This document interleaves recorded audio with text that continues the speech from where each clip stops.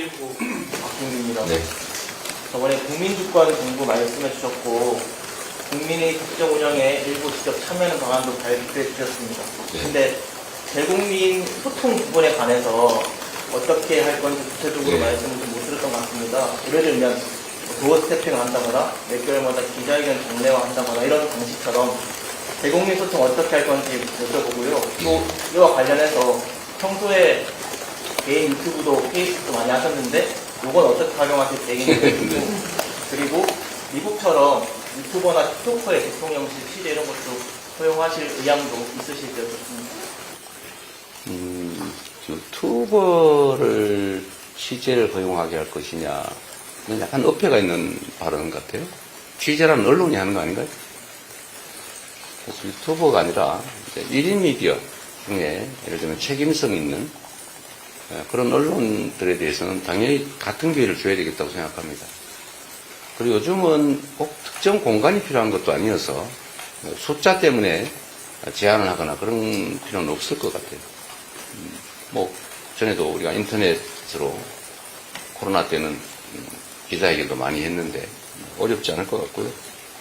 현대 정보통신수단을 활용하면 굳이 언론들을 소규모로 제한할 필요는 없겠다. 그런 생각을 기본적으로 가지고 있습니다. 상황을 봐서 또 어떻게 될지 모르겠지만요.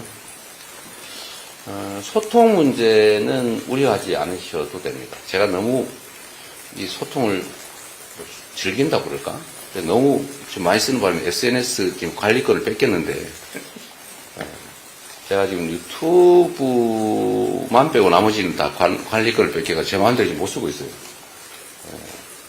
선거를 하는 우리 캠프 입장에서는 위험성을 좀 제거해야 되겠다.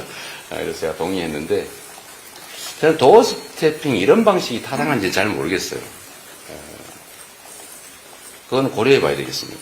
그러나 우리가 뭘 숨기기 위해서 접촉을 제한하는 건 옳지 않을 것 같고, 정기적인 기자 간담회들. 저는 여러분들이 직접 겪어보시기도 하지만, 저는 이런 질의응답 많이 할수록 좋다고 생각해요. 제한할 필요도 없고. 또 요즘은 이런 기자회견이나 이런 기자간담회를 전부 생중계를 해서 우리 국민들이 다 직접 보시기 때문에 저는 많이 할수록 좋다고 생각해요. 근데 과거에는 이게 반드시 이제 언론사의 데스킹을 통해서 정보가 전달되는 바람에 일종의 왜곡도 일어나고 또 게이트 키핑 때문에 차단되기도 하고 또 이런 부작용이 발생해서 또 실제로 언론 권력이 과도하게 커지기도 하고 그런데 지금은 이제 이렇게 지금도 여러분 많이 직접 보실 텐데 이런 세상이 됐기 때문에 이런 국민과의 직접 소통의 기회는 많이 늘릴수록 좋겠다는 생각을 합니다. 다만 그것도 좀 준비를 해서 해야지 지나가다가 만나가지고 갑자기 잃어버리면 이게 개인 사업하는 개인 같으면 이런 상관없어요.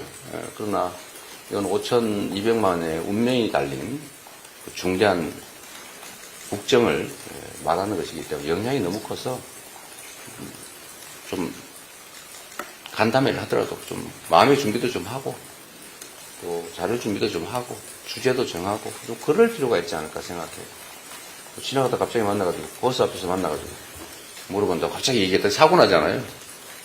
근데 그것도 국민에 대한 예의는 아니다. 그래도 또 필요할 수도 있을지 모르겠어요. 긴급하기는 할 수도 있겠죠. 긴급하게 여러분들이 물어볼 사람도 있을 테고. 그런 상황이 되면 또 필요하면 또 하고. 그래서 다양하게 현장의 필요를 감안해서 다양하게 하도록 하겠습니다. 중요한 건 어쨌든 저는 국민의 집단지성을 믿는 사람이고 저는 제도 언론이든 아니면 제도 정치든 인맥, 학맥, 연고 이런 것들의 혜택을 보기보다는 그로부터는 사실 많은 불이익을 당한 입장이고 그 어려운 정치 환경을 우리 국민들과 직접 소통하면서 우리 국민들의 직접적인 지지, 격려 때문에 이 자리까지 왔다고 생각합니다.